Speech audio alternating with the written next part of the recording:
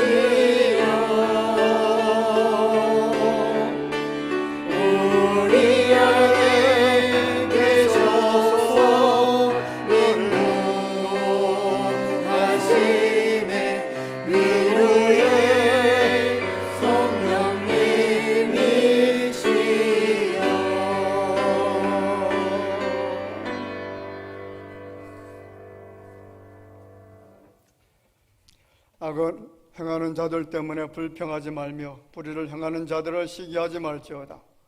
그들은 풀과 같이 속히 배임을 당할 것이며 푸른 채소같이 쇠잔할 것이미로다. 여호와를 의뢰하고 선을 행하라. 땅에 머무는 동안 그의 성실을 먹을거리로 삼을지어다. 또 여호와를 기뻐하라. 그가 네 소원의 대응함을 이루리로다. 내 길을 여호와께 맡기라. 그를 의지하면 그가 이루시고 내 일을 빛같이 나타내시며 내 일을 정오의 빛같이 하시리로다. 여호와 앞에 잠잠하고 참고 기다리라. 자기 길이 궁금하며 악한 꾀를 이루는 자 때문에 불평하지 말지어다. 분을 그치고 노를 버리며 불평하지 말라. 오히려 악을 만들 뿐이라. 아멘. 전능하사 천지를 만드신 하나님 아버지를 내가 믿사오며 그 외아들 우리 주 예수 그리스도를 믿사오니 이는 성령으로 잉태하사 동정녀 마리아에게 나시고 본디오 빌라도에게 고난을 받으사 십자가에 못 박혀 죽으시고 장사한 지 사흘 만에 죽은 자 가운데서 다시 살아나시며 하늘에 오르사 전능하신 하나님 우편에 앉아 계시다가 저리로서 산자와 죽은 자를 심판하러 오시리라. 성령을 믿사오며 거룩한 공예와 성도가 서로 교통하는 것과 죄를 사하여 주시는 것과 몸이 다시 사는 것과 영원히 사는 것을 믿사옵나이다. 아멘.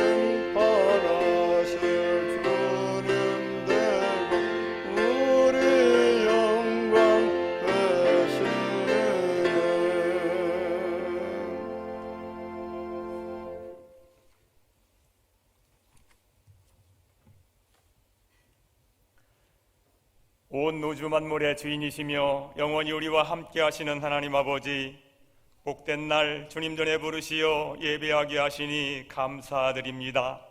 한여름의 무더운 열기와 장마 가운데서 지치고 상한 심령으로 나온 주의 백성들에게 복을 주시고 믿음으로 나아가오니 예배 중에 임재하시는 하나님을 온전히 만나게 하옵소서. 지난 주간 지은 죄를 주님께 고백합니다. 하나님을 믿는다면서도 세상을 사랑했고 우리의 입술에 찬양과 감사가 넘쳐야 함에도 불평하고 원망하며 말씀대로 산다 하면서도 늘 세상 길로 빠져들었던 저희들을 예수 그리스도의 보배로운 피로 정하게 하시고 죄악을 용서하여 주시옵소서. 우리의 마음이 오직 하나님만을 바라보게 하시고 무엇을 하든 하나님의 영광을 위하여 하나님을 높이고 찬양하며 하나님의 의를 드러내는 삶을 살아가게 하옵소서.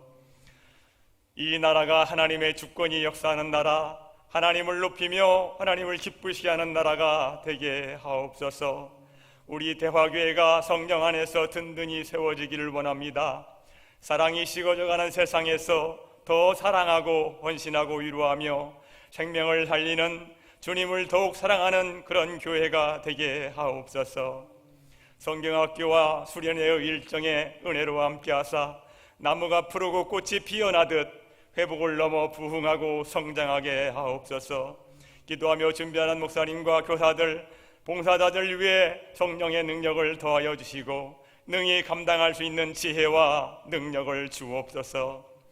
계획적인 해외 단기 선교가 잘 준비되고 목표한 대로 진행되도록 인도하여 주옵소서. 원로 목사님과 손희환 선교사님 건강 지켜주시고 늘 동행하여 주옵소서. 주의 몸된 교회를 위하여 수고하고 헌신하는 주의 일꾼들에게 하늘의 복을 더하시고 그들의 삶에 하나님의 도우심의 은혜가 풍성히 내리기를 원합니다. 바쁘고 힘든 삶 속에서 먼저 그의 나라와 의를 구하며 헌신하오니 지치지 않게 하시고 항상 기쁨이 넘치게 하여 주옵소서. 특별히 육신의 질고와 상한 심령들을 만져주사 고통의 자리에서 건져 주옵소서. 오늘도 단위에 세우신 담임 목사님 귀한 말씀에 생명의 말씀을, 축복의 말씀을 증거하실 때에 성령께서 함께 하시어 우리의 닫힌 마음이 열리고 심령마다 변화되고 치유되는 참된 진리의 말씀이 우리 가운데 충만케 하옵소서. 마치기까지 인도하여 주심을 바라오며 예수님의 이름으로 기도드리옵나이다. 아멘.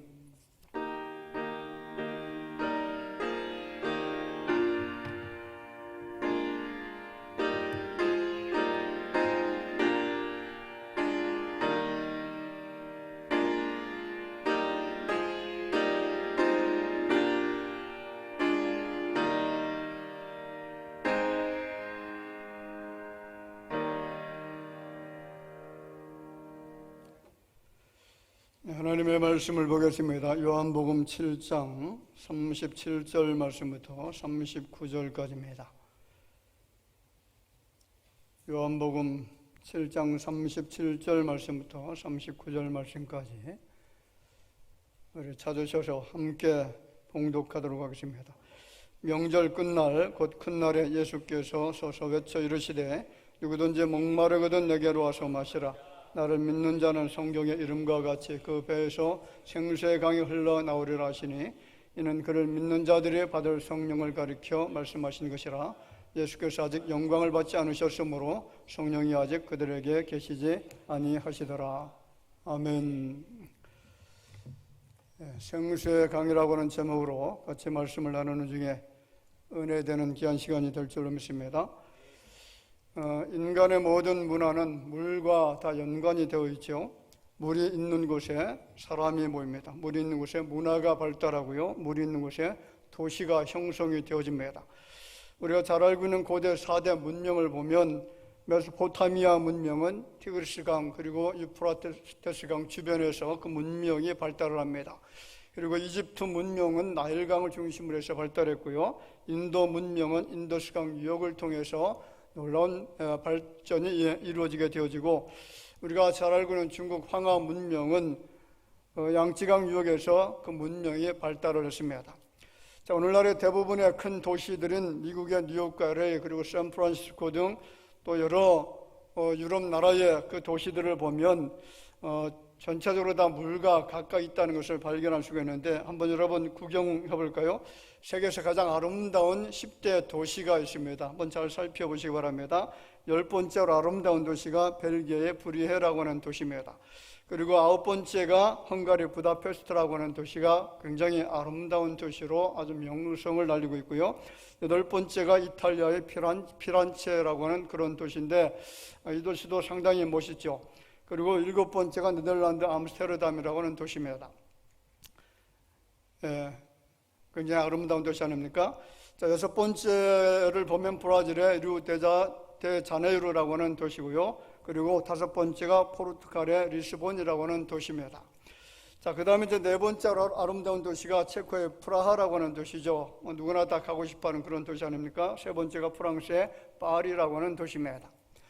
자, 그리고 이제 2번째가 이탈리아의 베니스라고 하는 도시인데 얼마나 아름답습니까? 자, 그런데 우리 대한민국은 어떤 도시일까요? 10번째 안에 들어갈까요? 못 들어갈까요? 10번째 안에 안 들어가 있더라고요. 그래서 제가 일부러 첫 번째로 그냥 집어넣습니다. 서울의 한강을 중심으로 한 도시 얼마나 아름다울까요? 자, 미국이 전 세계 패권국이 된 가장 근본적인 이유가 물 때문에, 호수 때문에, 강 때문에 이렇게 패권국이 되어졌다라고 역사학자들이 이야기를 합니다. 자, 미국의 5대 호수가 스피리어호, 그리고 미시간호, 휴론호, 이리호, 온타리오 이 5개 호가 있는데 이 넓이가 얼마나 되냐면 우리 대한민국이 남한의 2배 반이나 되는 넓이입니다. 상상이 되나요?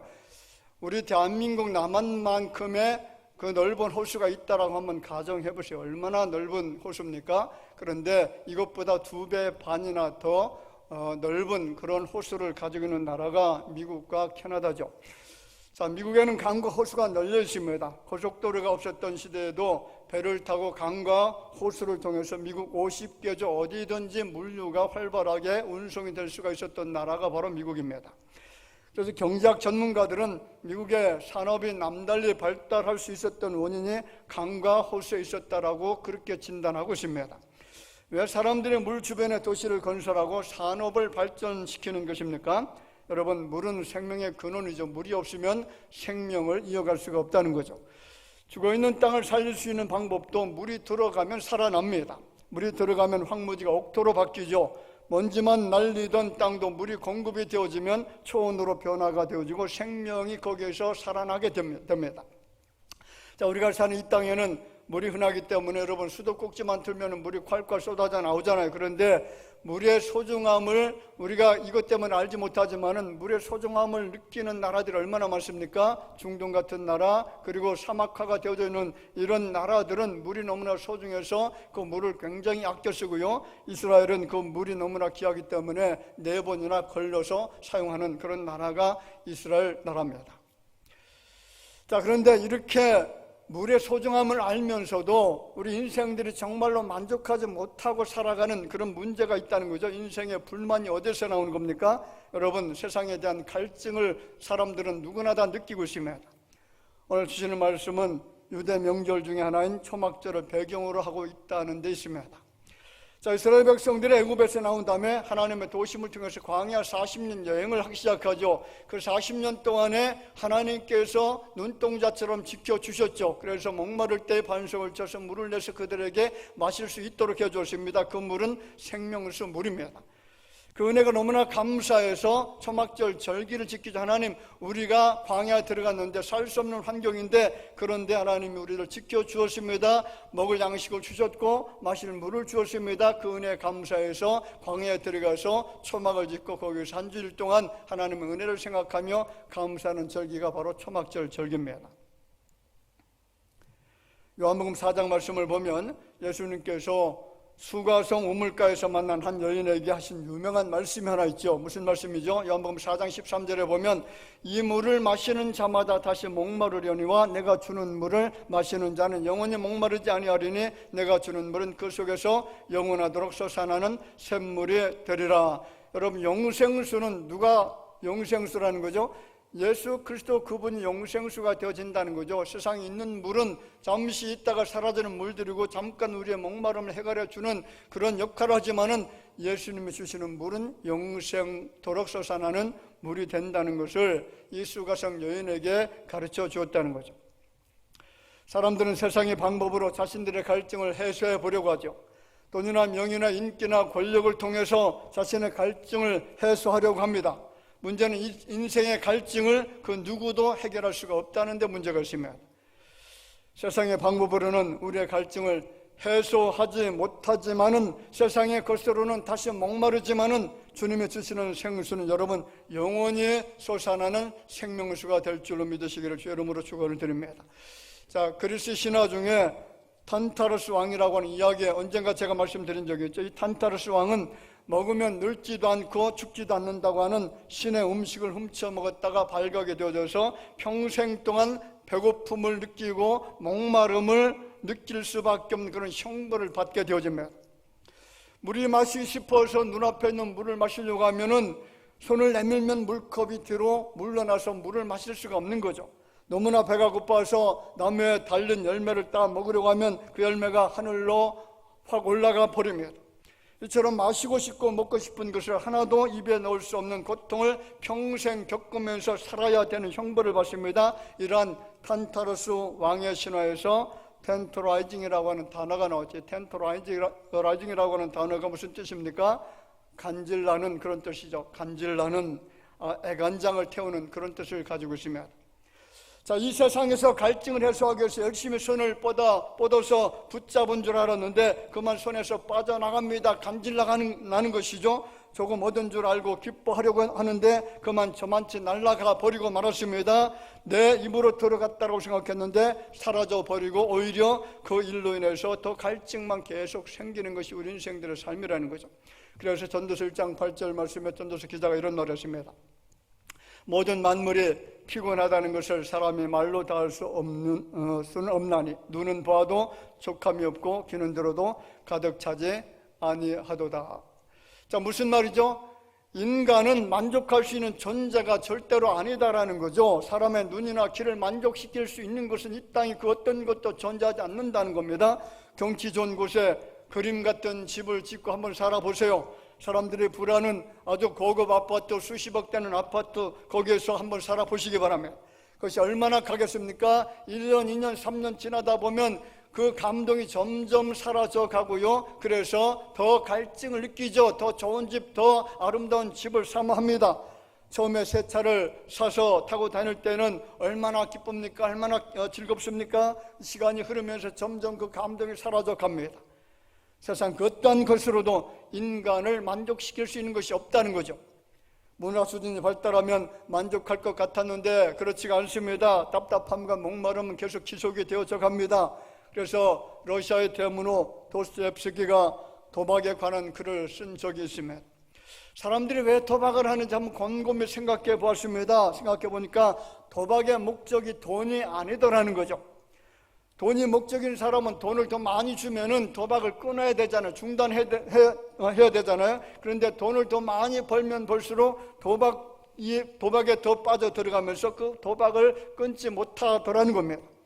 그래서 이 도스토옙스키가 내린 결론이 뭐냐면 사람들이 도박을 왜 하느냐? 그 도박을 하는 원인은 돈 때문이 아니라 깊은 목마름 때문이다라고 결론을 내렸습니다. 많은 사람들이 종교로, 술로, 춤으로, 도박으로 영혼의 갈증을 해결해 보려고 합니다. 그런데 그렇게 한다라고 여러분 영혼의 갈증이 해결되는 것입니까? 해결되지 않습니다. 점점 마음의 공허함을 느끼기 시작합니다. 만약 세상의 방법으로 갈증을 해결할 수 있었다면 여러분 술집이 도박하는 장소가 다 사라져 버려야 되겠죠. 나이트 클럽이 망해야 되고 카지노가 망해야 됩니다. 그런데 그런 사업장은 망하기는커녕 오히려 더 흥망하고 있으면 최근에 격투기를 보면 어떤 생각이 듭니까? 여러분 격투기 좋아하시나 모르겠네요. 점점 더 격렬해지고 더 잔인해지고 있죠. MMA 그리고 UFC 등 격투기 종류가 굉장히 다양하죠. 이 종합 격투기는 태권도, 또 유도, 주짓수, 레슬링 등 모든 격투기 종목을 혼합해서 모든 것을 다 사용해서 하는 그런 격투기입니다. 자, 그런데 굉장히 잔혹하죠. 심지어는 상대방 선수가 기절을 했는데도 사정없이 타격을 합니다. 온몸이 피투성이가 되도록 두들겨 패죠. 얼마나 잔혹한지 시합 중에는 자비가 없으면 둘 중 누구 하나 죽어도 관중들은 그것을 바라보면서 오히려 희열을 느낀다라고 하죠. 한번 그림을 볼까요? 지금 무엇을 조르고 있죠? 목을 조르면은 불과 한 5초 정도 되면 기절을 한다라고 하죠. 근데 기절을 하고 있음에도 불구하고 계속 목을 조릅니다. 심판이 저지하지 않으면 저 사람은 죽을 겁니다. 왜 이런 격렬한 경기를 하는지 아시나요? 사람들의 목마름 때문에 그렇습니다. 죄의 본성으로 살아가는 사람들은 점점 더 강력한 폭력을 원하죠. 팔이 부러지고 목이 졸리고 온몸에 흐르는 피를 보면 희열을 느낀다는 거죠. 여러분 그런다고 만족을 느끼며 내면의 갈급함을 해결할 수가 있는 것입니까? 세상적인 그 어떤 방법을 가지고서는 사람을 만족시킬 수가 없고요, 갈증을 해소시킬 수가 없다는 겁니다. 왜냐하면 세상에는 생수가 없기 때문에 그렇습니다. 인생의 갈증을 시원하게 해줄 수 있는 생수가 있습니까? 없습니까? 이 땅에는 그 어떤 생수도 존재하지 않습니다. 자, 그러면 생수의 근원 되신 분이 누구시라고요? 생수의 근원은 예수님이십니다. 에스겔서 47장 1절 9절 말씀에 보면 굉장히 중요한 표현의 말씀이 나타납니다. 그가 나를 데리고 성전 문에 이르시니 성전의 앞면이 동쪽을 향했는데 그 문지방 밑에서 물이 나와 동쪽으로 흐르다가 성전 오른쪽 제단 남쪽으로 흘러내리더라. 이 강물이 이르는 곳마다 번성하는 모든 생물이 살고 또 고기가 심히 많으리니 이 물이 흘러 들어감으로 바닷물이 되살아나겠고 이 강이 흐르는 각지의 모든 것이 살 것이며 죽습니까? 삽니까? 물이 흐르는 것보다 죽는 것이 아니라 살아난다는 것이죠. 생명수라는 겁니다. 여기에서 성전이란 문자적으로 예루살렘 성전을 말하죠. 그 성전으로부터 생명의 강이 시작되었다는 겁니다. 그 생수가 성전 주변을 가득 채울 뿐만 아니라 사해 바다에 이르기까지 모든 사막을 다 채워갑니다. 그리고 마침내 사해 바다에 들어가서 죽어있는 바다를 살려냅니다. 그 안에는 모든 생명체를 살려냅니다. 그런데 실제로는 예루살렘 지역에는 강이 없습니다. 고원지대이기 때문에 강이 존재하지 않습니다.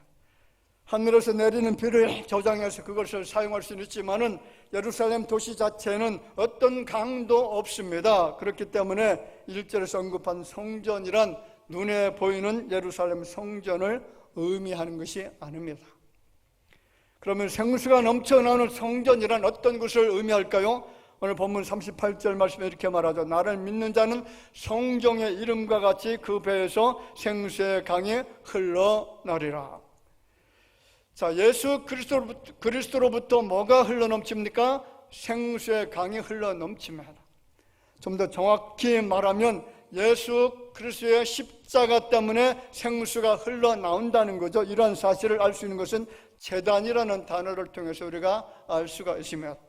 자, 에스겔 47장 1절 다 같이 한번 읽어보겠습니다. 그가 나를 데리고 성전 문에 이르시니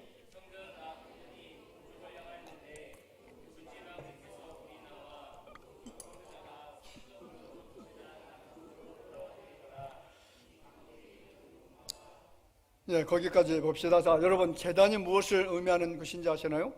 제단은 하나님 앞에 제사를 지내는 것이죠.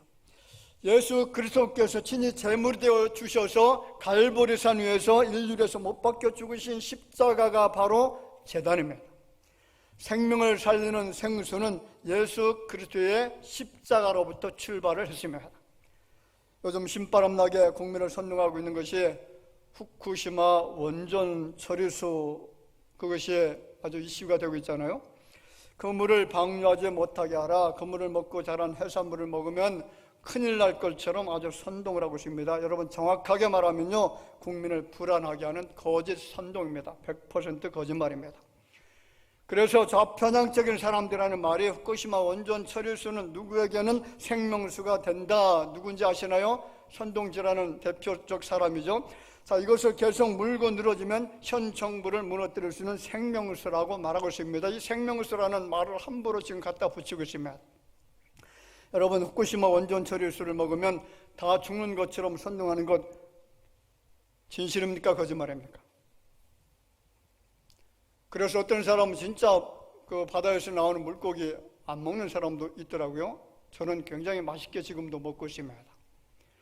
자, 왜 그러냐면 제가 증거를 말씀드릴게요. 후쿠시마 이 원전 폐기수가 2011년도 지금으로부터 약 12년 전에 일본에서 대지진이 일어났죠. 지진 8도가 넘는 아주 강력한 지진이 일어나서 쓰나미가 발생을 했습니다. 그때 일본의 동쪽에 있는 이 후쿠시마 원전이 완전히 파괴가 되어졌죠. 자, 한번 보겠습니다. 일본 대지진이 어떻게 일어났는지.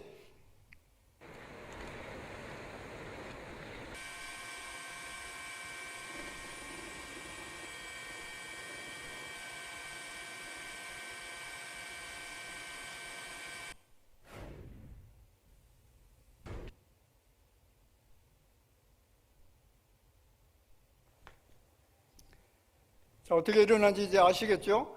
지진이 너무나 강력한 지진이 일어나서 원전에 쓰나미가 몰려 들어가지고 그것이 파괴가 돼서 이제 그 방사능 같은 것이 다 유출이 되어졌습니다. 자, 그 당시 방사능이 유출되어졌을 때는 전혀 처리가 되지 않은 방사능이었죠. 그런데 그 물을 마셨어요? 안 마셨어요? 모든 사람들이 다 마셨어요. 그리고 동쪽 바다의 처리수를 폐기하기 때문에 우리나라 쪽으로는 거의 오지 않아요. 그리고 먼저 가는 나라가 어디냐면 미국하고 태평양 그 연안에 있는 나라 캐나다죠. 캐나다, 미국을 한 바퀴 돌아서 겨우 우리나라에 올 수가 있습니다. 그때 오다 보면 이제 다 완전히 없어지겠죠. 아무것도 남는 것이 없어요.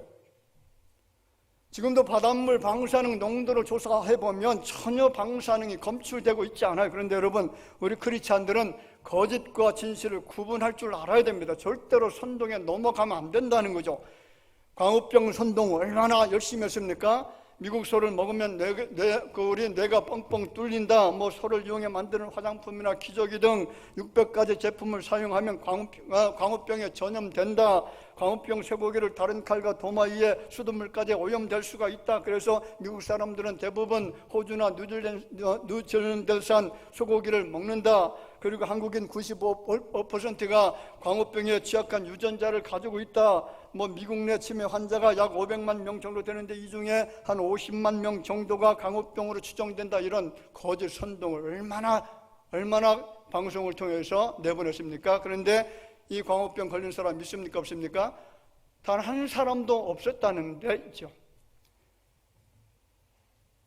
성조 사드 거짓 선동이 얼마나 일어납니까? 사드 전자파 참외 먹으면 불임이 되어지고 원전이 오작동 되어져서 이 나라가 망하게 되어진다. 그런 괴담들을 얼마나 쏟아냈습니까? 우리가 이솝우화의 늑대와 양치기 소년 잘 알죠? 양치기 소년이 거짓말을 하죠. 지금 저 늑대가 나타났습니까? 동네 사람들 좀 도와주세요. 그래서 동네 사람들이 이것저것 무기를 가지고 나갑니다. 그랬더니 늑대가 보이지 않아요? 거짓말한 거죠. 또 두 번째 또 그렇게 외쳤습니다. 늑대가 나타났으니까 동네 사람들 좀 도와달라고 두 번째도 또 나갔습니다. 그랬더니 또 거짓말을 계속 속이는데 이제는 진짜로 늑대가 나타났습니다. 늑대가 나타났습니다. 사람들 좀 도와주세요. 그랬더니 사람들이 나옵니까? 이제는 알아차린 거죠. 거짓말이라는 걸 그때서야 알아차린 겁니다.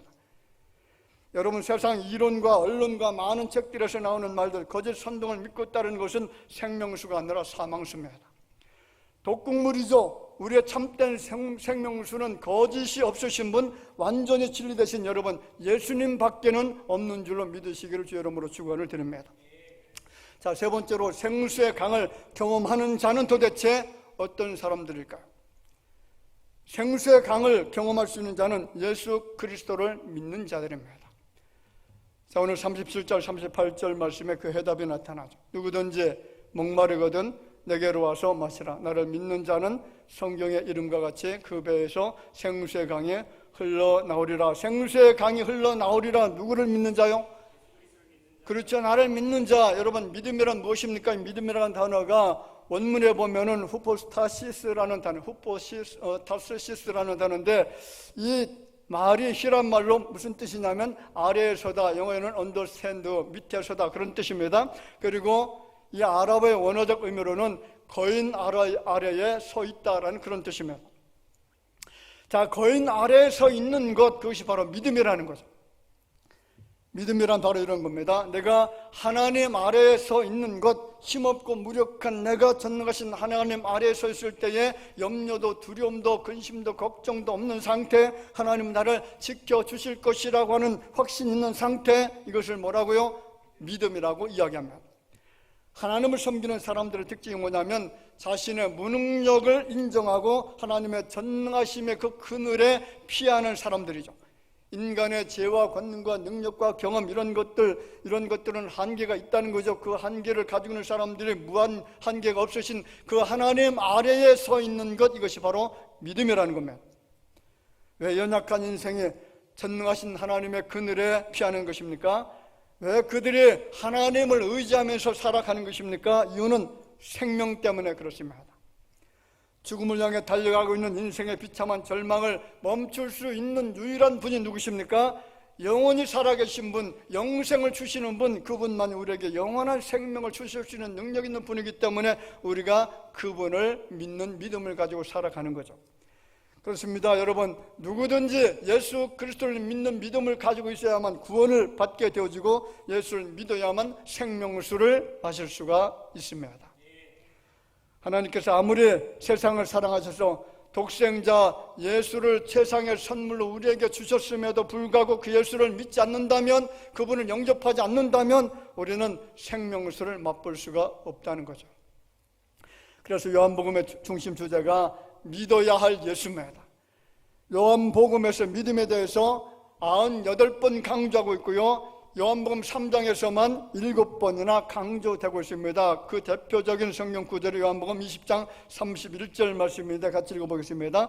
오직 이것을 기록하면 너희로 예수께서 하나님의 아들 그리스도이심을 믿게 하려 하며 또 너희로 믿고 그 이름을 힘입어 생명을 얻게 하려 함이니라. 생명을 얻을 수 있는 게 뭐라고요? 누구를 믿어야 된다고? 예수 그리스도. 다시 말하면 예수 그리스도가 우리의 참된 생명수가 되시는 분이시고 우리를 사망에서 죽음에서 구원해서 다시 살려주실 분, 그분이 바로 유일하신 예수님이라는 겁니다. 그러면 오늘 우리는 무엇을 믿느냐? 여러분, 무엇을 믿습니까? 할렐루야. 자, 여러분, 거기에 사도신경 우리가 예배 드릴 때에 지금 고백을 했잖아요. 그 사도신경에 나오는 것을 우리가 믿어야 될 줄을 믿습니다. 전능하사 천지를 만드신 하나님 아버지를 내가 믿사오며. 누가 믿는다고요? 내가 믿는 겁니다. 그 외아들 우리 주 예수 그리스도를 믿사오니 이는 성령으로 잉태하신 성령님 마리아에게 나시고 계속해서 이러한 믿음의 고백을 우리가 해야 될 줄을 믿습니다. 그리고 마지막에 영원히 사는 것을 믿사옵나이다. 할렐루야. 그러면 생명수가 의미하는 것이 도대체 뭘까요? 생명수가 무엇을 의미하는 것일까요? 39절 말씀에 해답이 있습니다. 같이 읽어볼까요? 이는 그를 믿는 자들이 받을 성령을 가리켜 말씀하신 것이라. 예수님께서 이 땅에 계셨을 때는 예수 그리스도가 생명수고 그분을 의지해야 되고 그분 앞에 맡기면 됩니다. 그런데 예수님이 이 땅에 계시지 않고 승천하시고 난 다음에 다시 오실 성령께서 바로 우리에게 생명수를 공급해 주신다는 겁니다.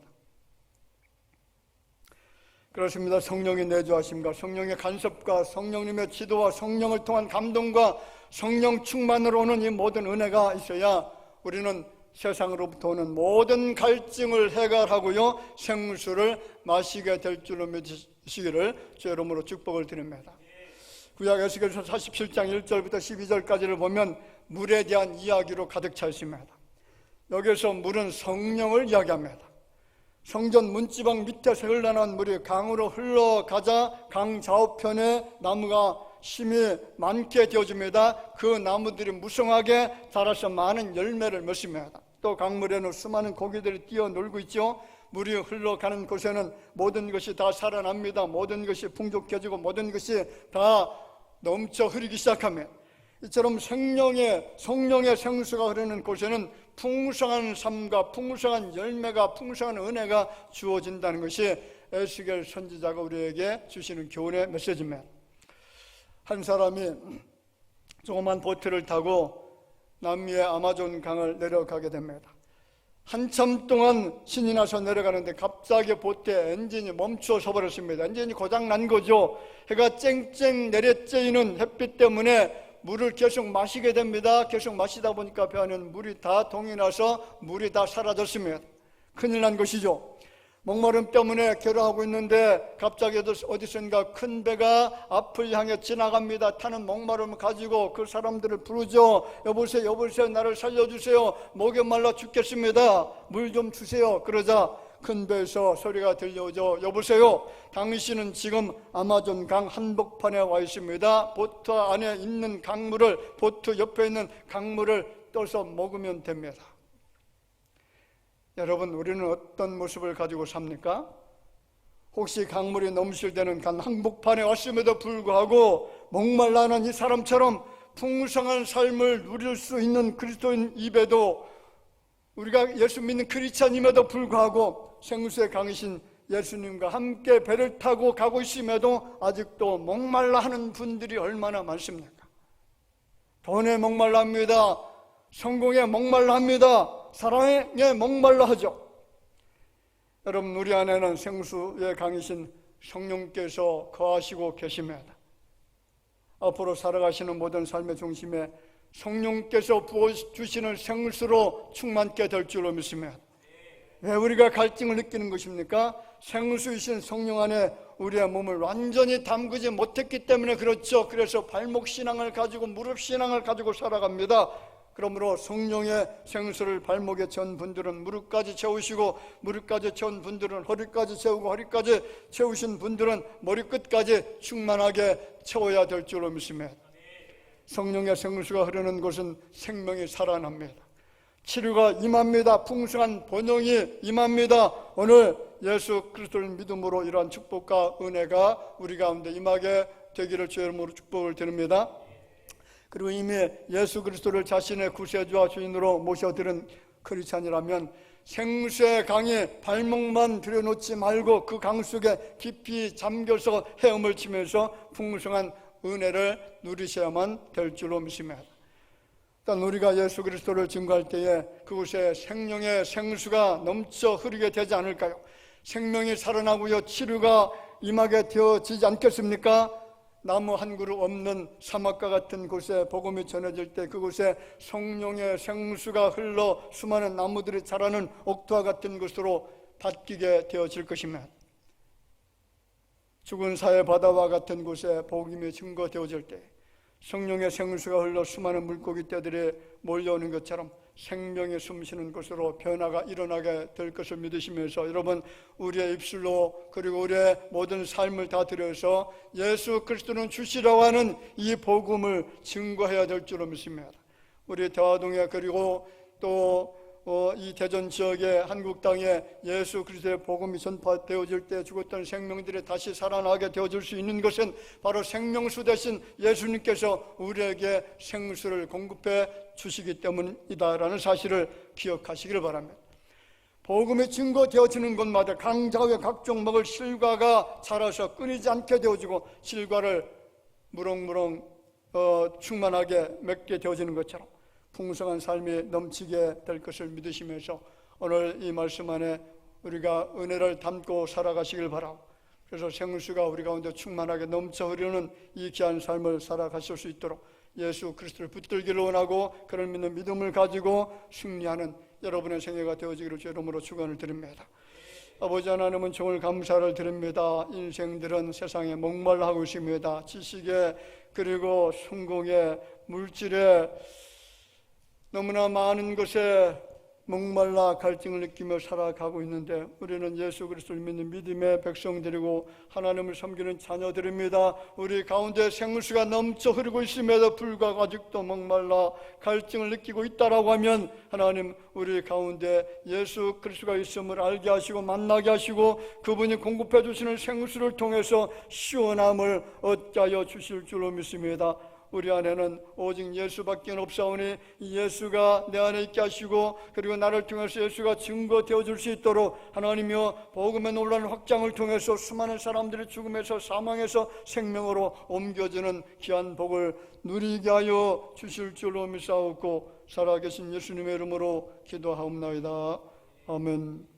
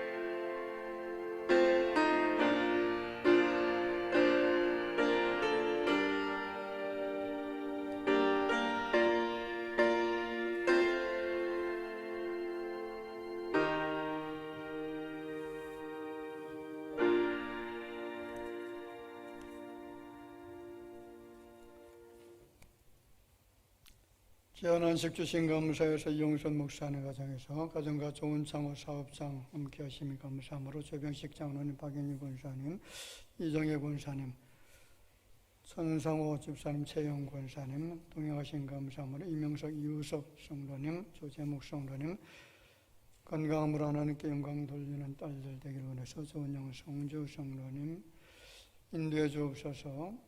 유성현 성도님 모명으로 드립니다. 맥주 감사 헌금 김희숙, 안미숙 집사님 드렸습니다. 11조 금 드립니다. 이용선 목사님, 양원 사모님, 이종혜 권사님, 김경진 집사님, 임남옥 집사님, 유재기 집사님, 김천희 권사님, 김시영 집사님, 이미식 권사님, 배하덕 집사님, 김성교, 이혜인 성도님, 정준호 성도님,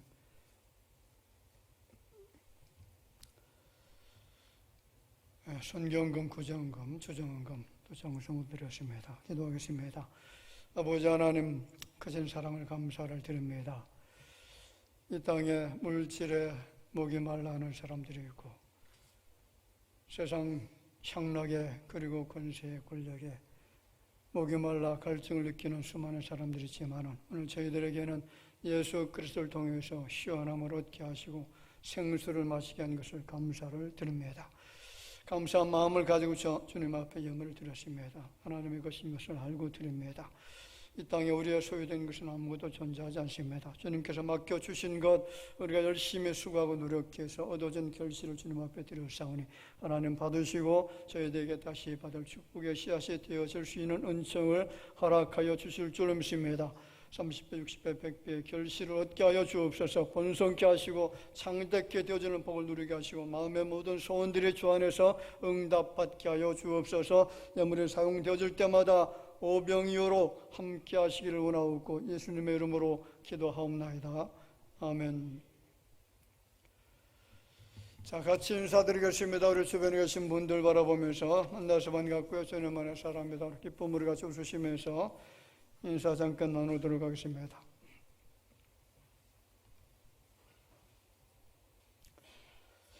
교회 소식 몇 가지 전해드리겠습니다. 다음 주 3부 예배, 오여 선교 헌신 예배 있습니다.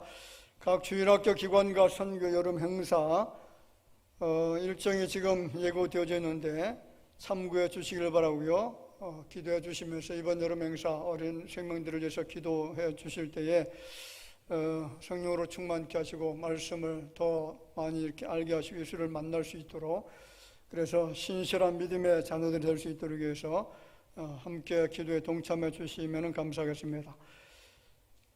그리고 각 기관 혹시 여름 행사 계획되어 주시면 일자 계획 우리 목사님에게 보고해 주시길 바라고요. 그리고 필리핀 단기 선교를 위해서 청년대학부에서 7월 수익 사업을 계속 진행하고 있습니다. 많은 참여와 관심 부탁드리겠습니다. 오후 12시부터 1시 10분까지입니다. 그리고 필리핀 단기 선교를 위한 답사가 8월 27일부터 31일까지 우리 용선 목사님하고 우리 김성환 장로님께서 다녀오십니다. 예고되어져 있는 것 참고 바라고요. 그리고 에어컨 가동할 때에 좀 주의사항을 제가 말씀드리겠습니다. 여러분, 에어컨 가동할 때 보면 거기에 냉난방 표시가 되어 있죠. 그래서 반드시 냉방 표시를 확인하고 가동하셔야 됩니다. 지금 여름철인데 난방에 놓으시면 됩니까? 안 됩니까? 난방에 놓으면 덥기도 하지만은 그 실외기가 문제가 생기게 되기 때문에 반드시 냉방이라고 하는 글씨를 확인하고 가동해 주시면 감사하겠습니다. 그리고 매주 교회 청소를 헌신하신 분들을 위해서 분리수거에 참여해 주시기를 부탁을 드렸습니다. 그리고 금주 기간별 청원기도 수요예배 특송 삼가시기를 바라고요. 다음 주 2부 예배 후에 각 선교회장단 모임 같습니다. 금주 토요일 마하나임 찬양 집회가 있습니다. 오후 6시부터 본당에서 있습니다. 동참해 주시기를 바랍니다. 이상 교회 소식 전해드렸습니다.